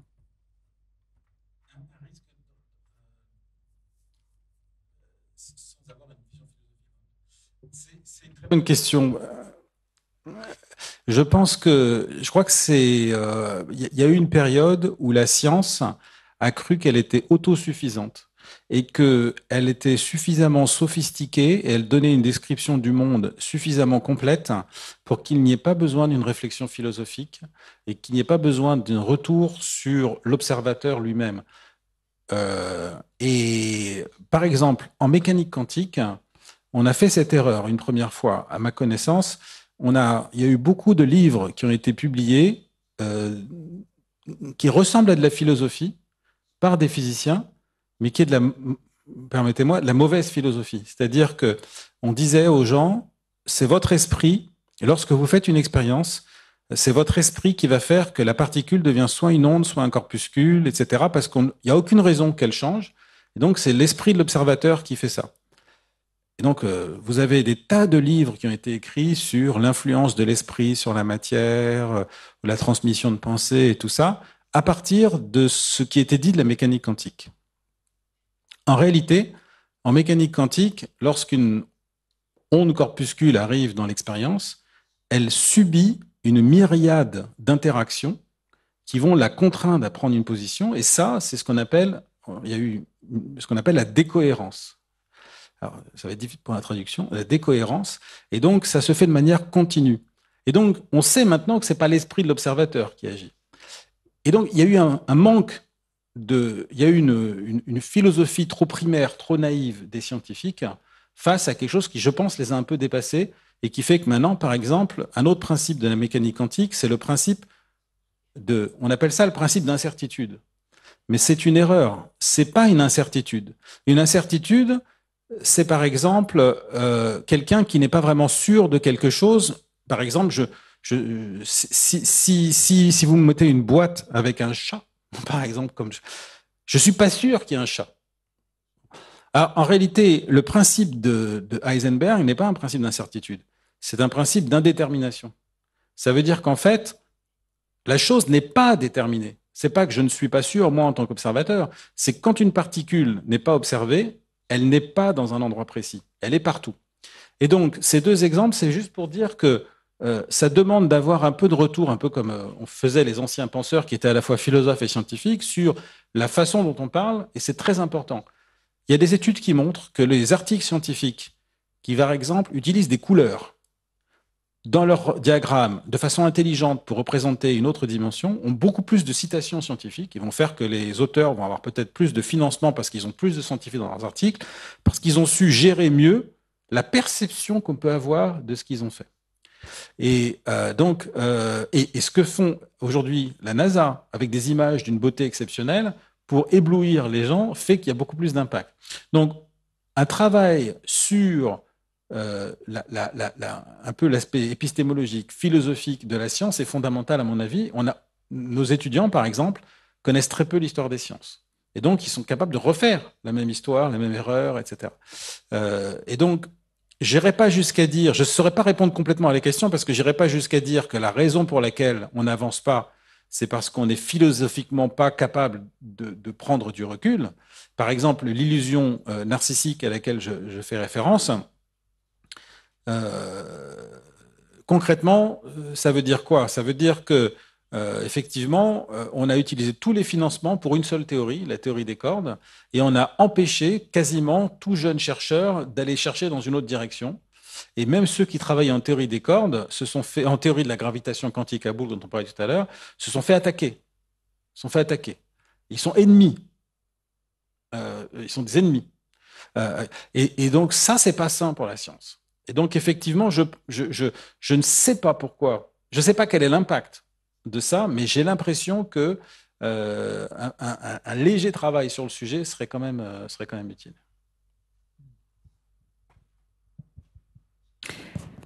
Une question en français. Y a-t-il un lien entre la répartition des grumeaux dans le fond diffus cosmologique et celle de la matière visible aujourd'hui entre les espaces vides? Oui, alors, donc la question qui est posée, c'est qu'on a fait une image ce qu'on appelle, certains ont appelé, George Smoot, qui a eu le prix Nobel, l'avait appelé le visage de Dieu. Après, ça a été repris un peu de façon facile, mais c'est la plus lointaine image, donc comme c'est loin, ça met du temps à nous arriver, de l'univers qui a été rayonné il y a 380 000 ans après le Big Bang. Donc pendant 380 000 ans, la matière était tellement dense que la lumière ne pouvait pas circuler. Les ondes sonores se propageaient dans la matière. Donc aujourd'hui, il n'y a pas d'ondes sonores dans l'espace. Si vous criez dans l'espace, dans l'univers, comme il n'y a pas de matière, il n'y a pas de son. Mais pendant les 380 000 ans du début de l'histoire de l'univers, il y avait des sons. Il y avait même une forme de musique. Il y avait des résonances, des échos. Et 380 000 ans après le Big Bang, les électrons ont été capturés par les protons qui ont donné naissance aux atomes. L'univers est devenu transparent, les photons ont pu circuler. Et les ondes sonores qui régnaient se sont figées sur place. C'est comme si le son que j'émets maintenant dans cette salle, qui fait vibrer l'air de cette salle, était figé instantanément, et les endroits où il y a des bosses dans les ondes se cristallisent et vont devenir les étoiles et les galaxies. Les étoiles et les galaxies sont la cristallisation, la manifestation physique de cette musique primordiale, un peu comme celle de Pythagore, qui était la musique des sphères, mais il y a vraiment, nous sommes les enfants de la musique de l'univers, du cosmos, qui régnait à l'époque. Et donc, l'image qu'on voit, elle est produite, ces irrégularités sont produites par ces sons qui vont donner naissance aux structures d'aujourd'hui. Maintenant, pour répondre de façon plus précise à la question, il faut savoir que derrière cette source de lumière qu'on voit, il y a de la matière noire. Dans la théorie actuelle, si on croit à la matière noire, sinon il faut changer nos théories, mais si on croit à la matière noire, et c'est elle qui va creuser l'espace et qui va donner naissance aux galaxies. Donc l'auditeur demande, est-ce que ces endroits-là sont les endroits où vont naître les galaxies et tout ça? En réalité, ces endroits-là, ceux qu'on voit avec nos télescopes, ils ont une taille qui est de 20 millions d'années-lumière et qui est donc plus grande que toutes les plus grandes structures qu'on voit, plus grand que les amas de galaxies, les galaxies, etc. Les germes véritables des galaxies, on ne les voit pas. C'est vrai qu'on ne le dit pas en général, ça. On dit, regardez, il y a une image avec des grumeaux, ça fait les galaxies d'aujourd'hui. En fait, c'est pas vrai. Ça fait les très grandes structures, comme il a dit, mais les vraies galaxies sont faites de grumeaux de matière noire qu'on ne voit pas.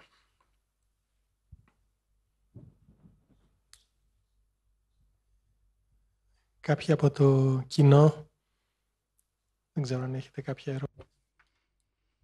Je ne sais pas s'il y a des questions dans le public. Στα ελληνικά. fundamental legomena D'après Monsieur Elbaz, Monsieur Elbaz, est-ce que vous pensez que nous allons découvrir la matière noire en 2033, même si nous avons les connaissances et les capacités d'une telle découverte? Pensez-vous qu'en tant qu'humanité, nous serons à même de gérer cela? Donc, il y a deux questions qui sont posées là. La première, c'est j'ai fait une blague sur le fait qu'on découvrira la matière noire en février 2033. Est-ce que je pense qu'effectivement on la découvrira?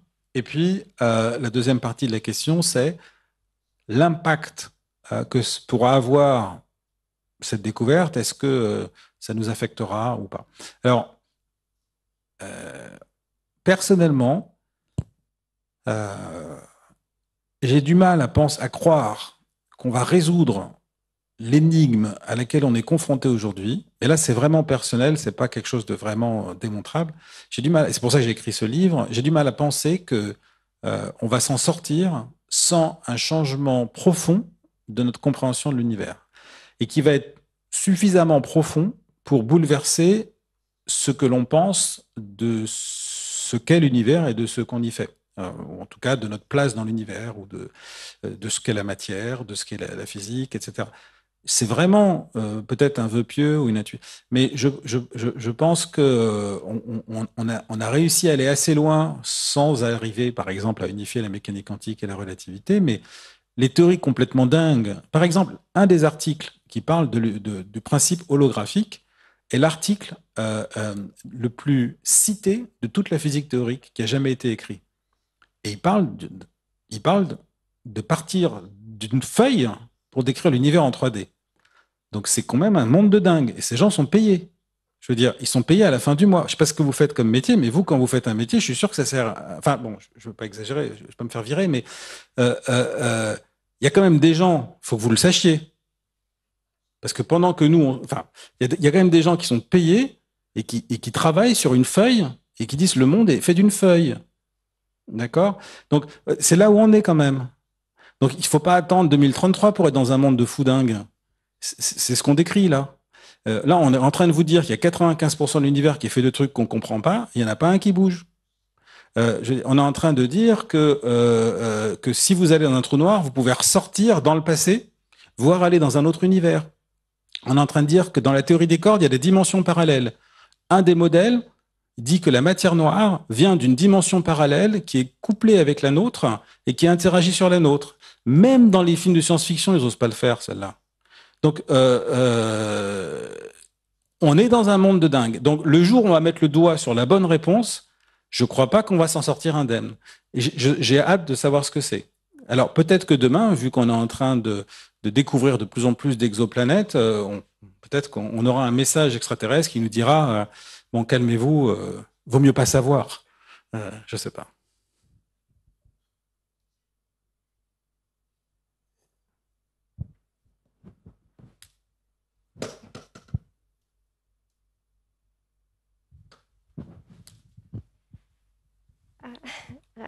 Je choisirais en français. Je ne suis pas française, mais... oui. Alors, quelque chose que je n'ai pas compris. Adam Rice a découvert un nouvel Big Bang, c'est vrai, qui se passe maintenant? Oui. Je peux vous en dire deux mots, mais c'est ça la question ou vous voulez aller plus loin? Ah oui, quelque chose. Alors, ce Big Bang va provoquer un nouvel univers, quelque chose de parallèle d'un autre univers. Alors, non, en fait, ce que j'ai dit, c'est que quand l'univers accélère, c'est ça, on appelle ça l'inflation, une inflation de l'univers. Or, l'univers a déjà vécu, on pense, une première inflation. Et cette première inflation, on l'appelle l'inflation primordiale, et l'espace a été multiplié par 2 plusieurs dizaines de fois au cours de la première inflation qui a duré une fraction de seconde. Et donc, c'est ce qu'on pourrait appeler finalement la manifestation du Big Bang qui va donner naissance à notre univers aujourd'hui. Et à la fin de cette inflation, l'énergie qui a fait gonfler tout ça est devenue la matière. Elle est devenue la matière et l'antimatière qui se sont annihilés. Il ne reste plus que de la matière avec de la lumière, et c'est le monde dans lequel on vit. Donc on serait les enfants de cette énergie-là, et ce champ d'énergie, on appelle ça inflaton. Peu importe. Et maintenant, depuis 6,5 milliards d'années, il se passe quelque chose de similaire.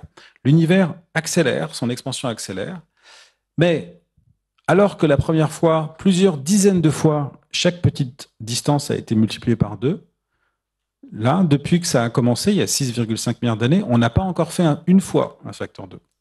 Donc, il est tout à fait possible que lorsque l'énergie noire qui fait cette nouvelle inflation, on pourrait dire que c'est un nouveau Big Bang en quelque sorte, puisque c'est de nouveau le mécanisme qui s'est produit la première fois, c'est peut-être la même énergie, d'ailleurs, on ne sait pas, c'est peut-être la même, et peut-être que quand elle aura fait multiplier par 2 un certain nombre de fois, elle va s'arrêter et elle va elle-même se transformer en quelque chose. Donc, selon la nature de l'énergie noire, elle pourra faire ça ou autre chose. Elle pourrait aussi être ce qu'on appelle une forme d'énergie fantôme qui va faire que l'expansion va accélérer tellement que tout va se disloquer. Notre galaxie va se séparer de tout le reste de l'univers, puis elle va se disloquer, puis le Soleil, la Terre et tout ça. Et pour savoir quelle est la nature de l'énergie noire, on a fabriqué un télescope qui va être lancé en 2022 par l'Agence spatiale européenne. Il s'appelle Euclide, parce que c'était le géomètre Euclide qui avait initié les mathématiques de la géométrie de l'espace. Et il va mesurer les déformations de l'espace engendrées par la matière noire, comme le serpent de tout à l'heure, à différentes époques de l'histoire de l'univers, afin de voir en détail comment l'univers se comporte et voir si on voit des changements en fonction du temps et de l'espace pour savoir quelle est la nature de cette forme d'énergie qui ressemble à l'éther ou la quintessence. Et donc, on espère que ce satellite nous en dira plus. Il va être lancé normalement en décembre 2022. Voilà ce que je peux dire. Quelque chose encore. Alors, cette deuxième Big Bang n'est pas les conséquences c'est la première, trop de lumière et des ondes sonores que vous avez dit. Est-ce qu'il serait la conséquence du premier de quoi? Vous avez dit que le premier Big Bang, au début, c'était trop de lumière, trop d'énergie. C'est peut-être, on ne sait pas. C'est-à-dire qu'en fait, la source d'énergie qui a fait la première inflation pourrait être la source d'énergie qui fait l'inflation d'aujourd'hui. Ça pourrait. On ne sait pas. Okay. Merci beaucoup.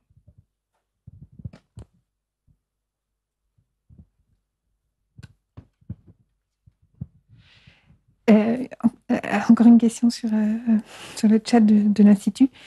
Stalinka Omos, la connaissance artificielle peut-elle nous aider à mieux comprendre l'univers? L'intelligence artificielle. De savoir si l'intelligence artificielle peut nous aider à mieux comprendre l'univers. Il existe une multiplicité de réponses à cette question. Par exemple, le satellite Euclide dont j'ai parlé, qui va nous permettre d'explorer la géométrie de l'univers, on se rend compte de plus en plus qu'on va devoir utiliser l'intelligence artificielle pour analyser les images et comprendre ce qu'on voit. D'ailleurs, on va être obligé d'utiliser les ordinateurs à base de GPU, des graphiques, plutôt que CPU pour les ordinateurs qui sont plus adaptés pour être plus rapides pour l'intelligence artificielle. C'est au niveau de l'analyse. Par exemple, un autre aspect, c'est qu'aujourd'hui, tout à l'heure, je parlais des fast radio bursts, qui sont des explosions par-ci par-là, dont on se disait, est-ce que ce n'est pas des trous noirs qui explosent? Il existe des objets, il y a quelques jours, la radio m'a appelé en me disant, qu'est-ce qui se passe? Je dis, de quoi? Il y a un objet, il y a eu une bouffée d'ondes radio d'un objet, tout le monde se demande qu'est-ce que c'est? Qu'est-ce que c'est? J'ai dit, vous voulez en parler à la radio? La réponse, c'est on ne sait pas. Et donc, aujourd'hui, on détecte des objets dont on ne sait pas ce que c'est. Eh bien, là, il va y avoir un observatoire qui s'appelle Vera Rubin, qui va commencer à observer d'ici quelques mois, et qui devrait détecter chaque nuit 1 million d'objets nouveaux qui sont variables. C'est impossible à analyser sans intelligence artificielle. On est en train de rentrer dans un monde véritablement du big data. Le radiotélescope SKA, qui va commencer à observer, enfin, dont les précurseurs commencent, c'est-à-dire des antennes, lui-même va produire, je ne sais plus si c'est chaque heure ou chaque jour, autant de données que tout l'Internet mondial. C'est indigeste. Et donc, on est obligé de développer des techniques d'intelligence artificielle. Donc, déjà, pour assimiler toutes ces données, il faut de l'intelligence artificielle. Après, la question qui a été posée, je pense, c'est de dire, mais si l'intelligence artificielle analyse l'univers, est-ce qu'elle ne risque pas de donner des réponses nouvelles à nos questions? Si nous sommes des abrutis sphériques, demandons à l'intelligence artificielle est peut-être moins sphérique que nous. Là, je vais vous dire une anecdote. J'ai un collègue qui analyse la forme des galaxies, parce que toutes les galaxies ont une forme différente, et il essaie de trouver des similarités, etc. Et c'est trop compliqué. Par exemple, pour le satellite Euclide, si on voulait faire ça tel qu'on le faisait jusqu'à présent, il faut 50 ans. Donc, autant pas faire ça comme on faisait avant. Et pour ça, il est allé voir Google, qui lui donne de l'argent. Et Google a la plus grande ferme d'ordinateurs GPU pour faire de l'intelligence artificielle. C'est pourquoi aujourd'hui, nous sommes tous sous influence de l'intelligence artificielle qui nous dit ce qu'on doit penser, dans quel ordre, etc. avec Google. C'est super d'un certain côté, d'un autre côté, ça nous rend encore plus sphériques. Mais quand il est allé là-bas, il a rencontré un médecin. Le médecin faisait la chose suivante. Il y a certaines maladies des yeux que seuls certains experts sont capables de voir. Et donc, on a fait travailler des experts sur des images des yeux de certaines personnes pour identifier des maladies. Puis, on a rentré ça dans la base de données. On a lancé un programme d'intelligence artificielle pour qu'un médecin qui n'est pas l'un des plus grands spécialistes, qui serait par exemple en Afrique, pourrait utiliser cette méthode pour avoir un diagnostic sur une maladie des yeux de quelqu'un qui n'est pas un des plus grands spécialistes, mais qui aura un diagnostic comme les meilleurs spécialistes. Et ça a marché, avec une efficacité de plus de 95%. Donc le médecin se dit, c'est génial. Mais après, il a posé une question à la machine. Il a dit, bon, maintenant que tu m'as dit ce que je voulais, peux-tu me dire qui sont les hommes et qui sont les femmes dans cet échantillon de yeux, d'œil, dont il a montré la pupille? Et la machine lui a distingué les hommes des femmes avec une efficacité de plus de 90%. Quand mon collègue est arrivé là-bas, le médecin était assis. Je ne comprends pas. Je ne comprends pas pourquoi l'œil me dit que c'est un homme ou une femme. Je ne vois pas pourquoi. Ensuite, il a réussi à voir dans l'œil certaines maladies du foie, etc. Donc ça veut dire que l'intelligence artificielle avait la capacité de faire des diagnostics à partir d'une partie du corps humain dont on n'aurait jamais eu l'idée d'aller voir. Qu'est-ce qui va se passer demain quand on va utiliser intelligemment du deep learning, etc. Je ne sais pas. Certains disent l'intelligence artificielle fait juste plus vite ce que nous faisons plus lentement. Bah non, pas uniquement. Non. Ça peut aller au-delà. Ίσως να προσθέσω κάτι σε αυτό. Αν σκεφτούμε...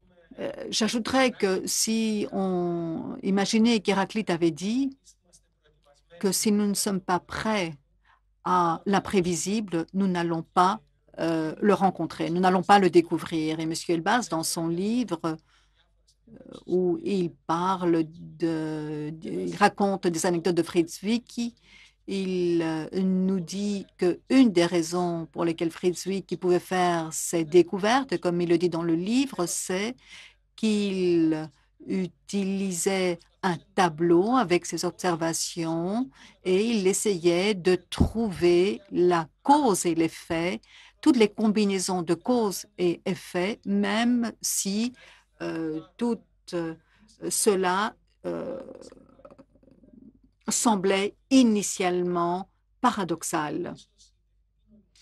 Donc, éventuellement, l'intelligence artificielle, lorsqu'elle est utilisée pour une multitude de données que l'on ne peut explorer autrement, elle pourrait éventuellement nous permettre de concevoir le monde avec moins de préjugés pour mieux le comprendre.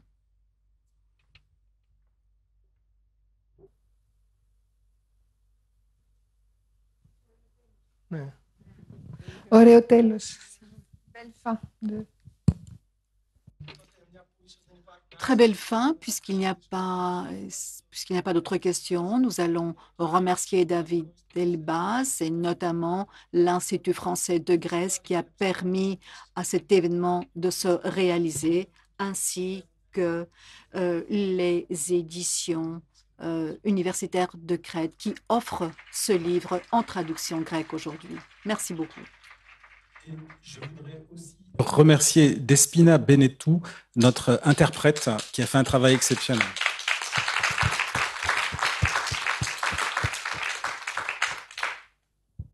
Merci aussi pour cette